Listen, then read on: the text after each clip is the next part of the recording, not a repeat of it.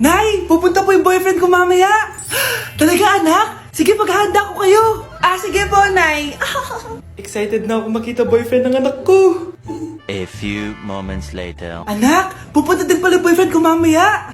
Tamang-tama, makikita na silang dalawa ng boyfriend ko. Nakaka-excite naman, anak. Wait lang, tuwain ko lang si Kenneth. Kenneth? Bakit ka pangalan ng boyfriend ko? Baka nagkataon lang.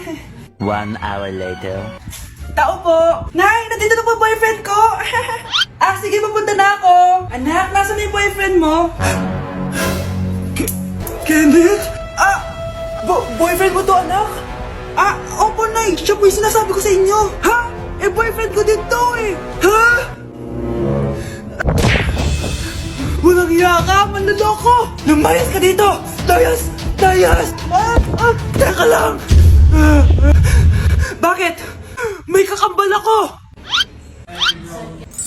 Siya yung boyfriend mo, tita. Parehas Kenneth yung pangalan namin. Yun naman pala, Nay eh.